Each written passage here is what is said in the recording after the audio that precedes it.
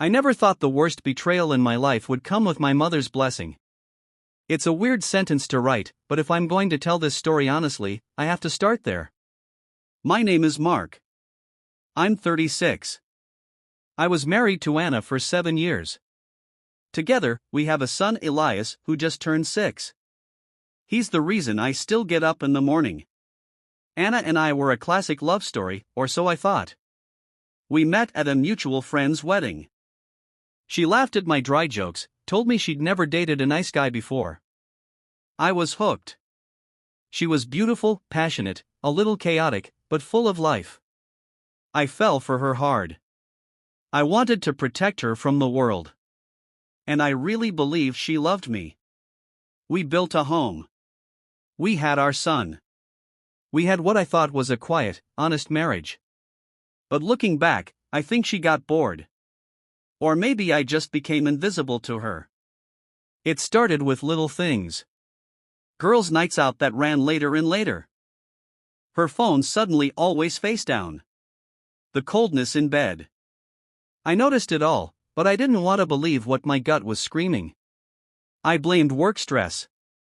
I blamed myself. I tried harder. More gifts, more effort, more patience. I even asked my mom what she thought. That's where the crack began. I remember it clearly. I told my mother that Anna had been distant lately, cold even. My mom just sipped her tea and said, "Well, maybe she's not feeling appreciated." I blinked. I appreciate her. Do you tell her? Show her, she asked. I take care of her. I work full-time, I take Elias to daycare, I cook 3 nights a week. Sometimes that's not enough for a woman, she replied, as if cheating would somehow be justified if I missed a few hugs. It was subtle then. But later, when it all exploded, I realized my mother had picked her side long before the truth came out. Because yes, Anna cheated. It wasn't a one-time thing. It was an affair. Emotional. Physical.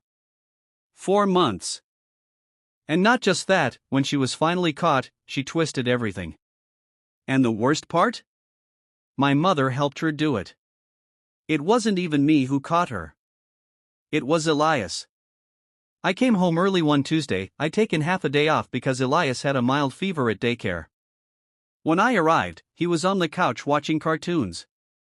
Alone. That alone was strange. Anna was supposed to be working from home. She had a fully remote position, something she used to brag about. I get paid to stay in pajamas all day, she'd laugh. But that day, she wasn't in pajamas.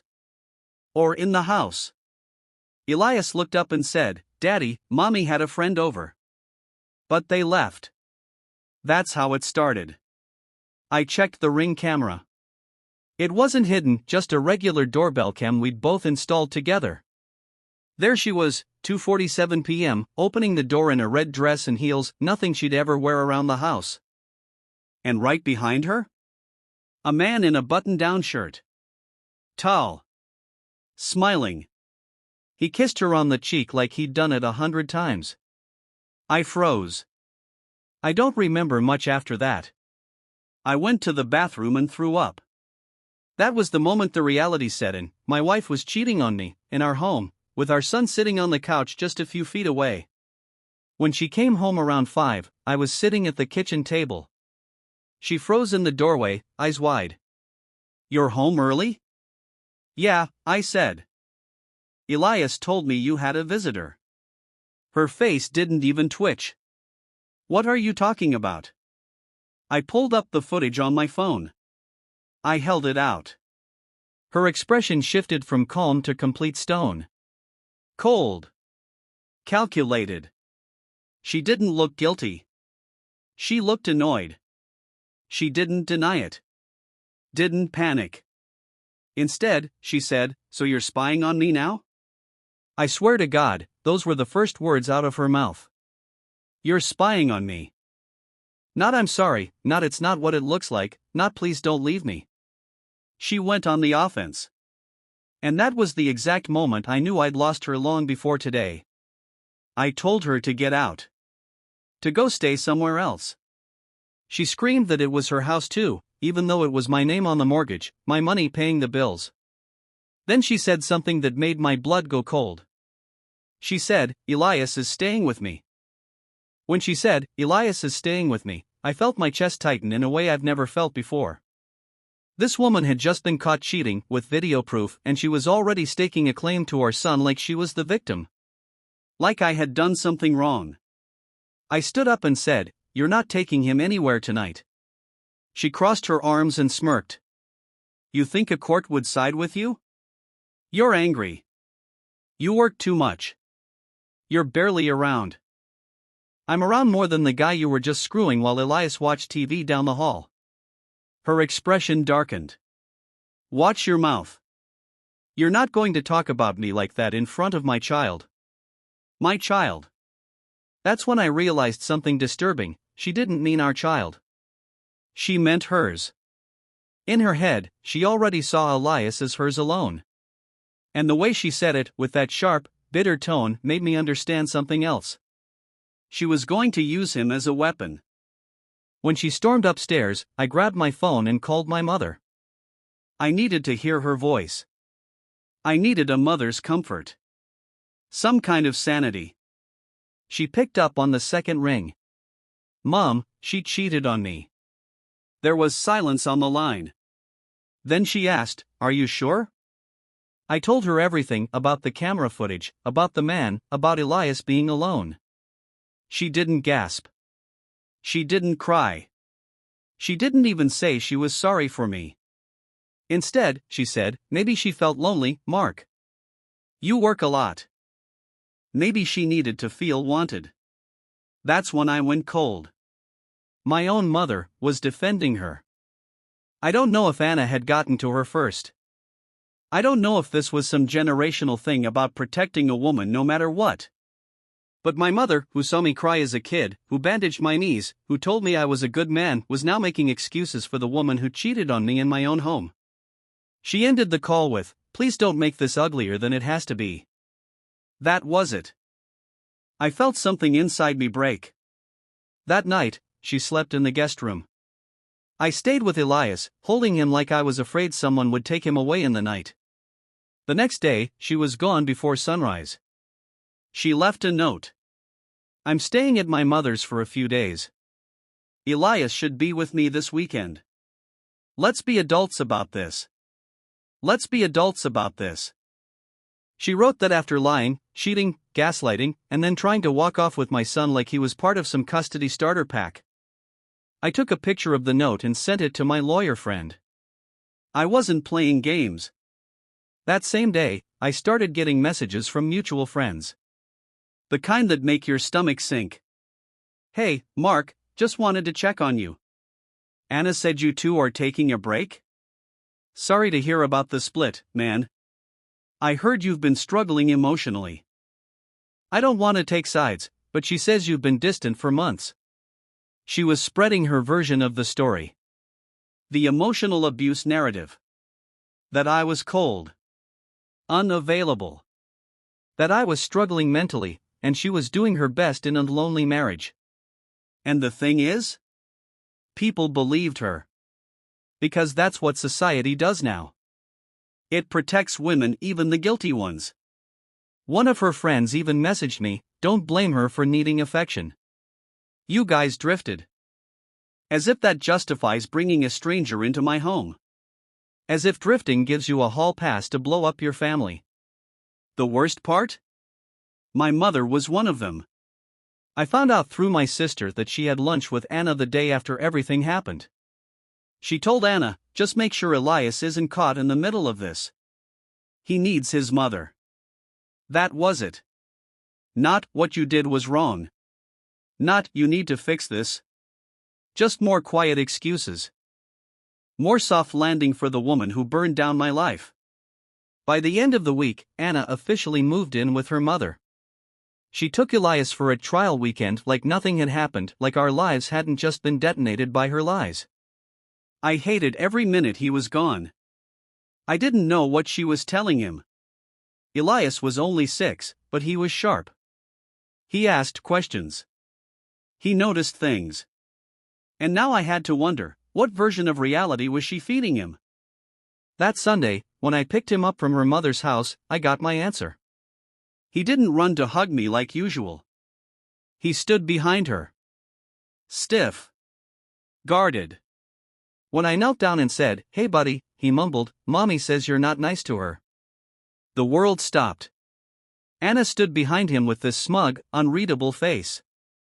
Like she wanted to provoke me. Like she wanted me to lose my temper in front of him so she could twist that into ammunition. I didn't take the bait. I just looked at Elias and said, "I love you, son. And I always will. No matter what anyone says." On the ride home, he was quiet. Quieter than I'd ever seen him. I asked him if he was okay, and he just nodded. But I saw it. I saw what she was doing. She wasn't just taking my son. She was turning him against me. And my own mother? She was still in contact with Anna. Still telling me to be careful what I say because the courts look at how both parents behave. Not once did she say, what Anna did was wrong. Not once did she say, you didn't deserve this. No, it was all about appearances.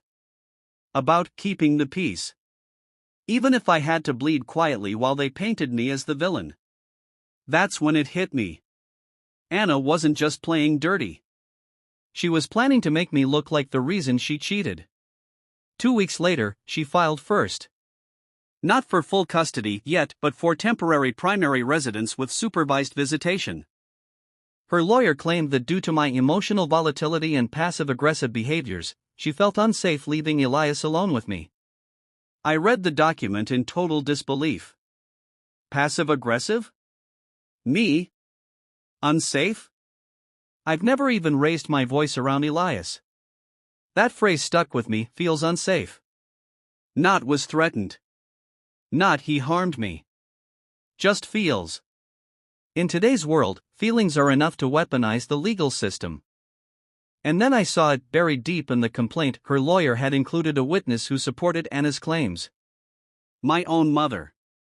She had given a written statement saying she had observed Mark's emotional withdrawal and difficulty expressing affection, and that she was concerned about the emotional climate in the home leading up to the separation. She didn't say I was dangerous. But she said just enough. Just enough to imply I was the kind of man a judge should keep an eye on. I called her. I confronted her. Her voice was calm. Almost tired. I'm not taking sides, she said. I'm just telling the truth. No, Mom. You're choosing her over me. I'm choosing Elias. That one stung worse than anything Anna had done. Because here was the woman who raised me, the woman who held me when I was sick, who told me I was good and kind and strong, now testifying, in legal form, that she didn't trust me with my own child. Because she believed her. Because society told her to. I wish I could tell you I stood tall through all of this, that I didn't crack. But I did. Not in public. Not in front of Elias. But alone, in my cold apartment, surrounded by silence and memories that weren't mine anymore. There were days I just stared at the wall. Days where I asked myself, what did I do wrong? How did I go from husband and father to unfit, unstable, untrusted? But deep down, I knew the truth, I had done nothing wrong. She had just decided to rewrite the story. And in today's world, when a woman rewrites a story, people don't ask for evidence. They nod. They empathize. They repost quotes like "believe her" and "she must have had her reasons." My inbox filled with silence from old friends. People we used to hang out with. Her silence was louder than any unfriending. Not one of them asked what really happened. Not one of them reached out to hear my side. Then came the final straw. One night, I got a call from the school. Elias had told a teacher that Daddy makes Mommy sad. That I yelled too much. I sat on the floor, holding the phone, while the words echoed in my head. I don't even remember what I said. Maybe I just breathed. Maybe I apologized for something I didn't do. Maybe I broke a little. She was poisoning him. She was planting memories he didn't even have. Memories she needed him to believe, to win. That night, I realized this wasn't about love. It wasn't even about cheating anymore. This was war. It was a Sunday. I invited my mother over for dinner. I needed to look her in the eyes.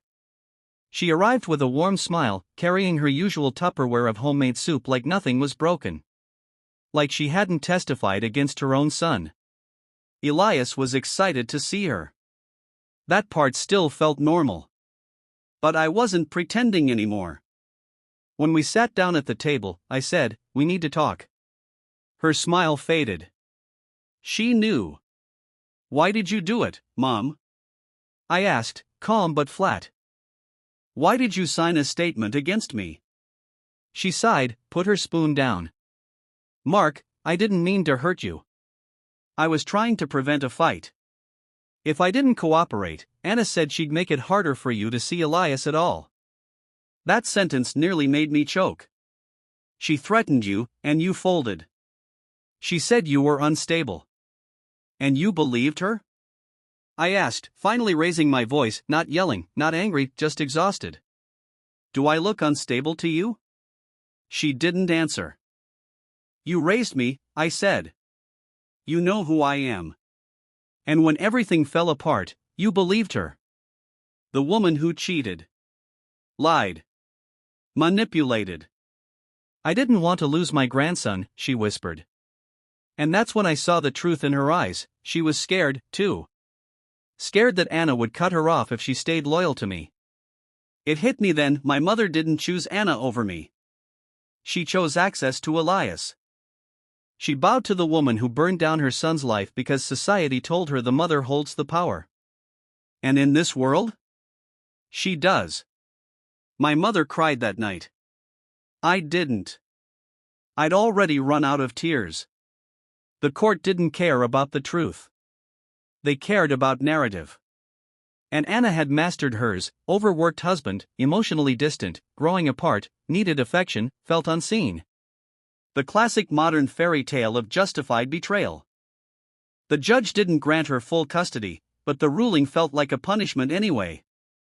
I get Elias every other weekend and one dinner visit per week. Like I was some kind of part-time character in my own son's life. Anna stood there in the hallway afterward, with that dead smile she wore now, and said, "You can still be a good father. Just, not the main one." I wanted to scream. I wanted to grab the nearest chair and throw it through a window. But I didn't. That's what they wanted. That's what they were waiting for me to break, so they could say, "See? This is who he is." I looked her dead in the eyes and said, "You didn't just cheat on me. You broke Elias's family, and then turned him into a prize to win." She rolled her eyes. "It's not my fault you made me unhappy."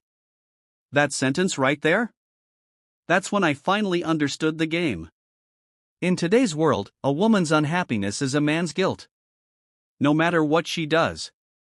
No matter what you didn't do. She gets the sympathy. You get the blame. She gets the child. You get visitation. She cheats, and you're still the one who has to prove yourself. It's been a year since that courtroom day. I see Elias twice a week now. He's still soft in the eyes, still calls me dad with warmth, but I can feel it. Anna is shaping his world. Feeding him a story where I'm the man who left, not the man who was pushed out of his own home. He asked me once, "Why didn't you want to live with mommy and me anymore?" I didn't know how to answer a question that was written by someone else's pen.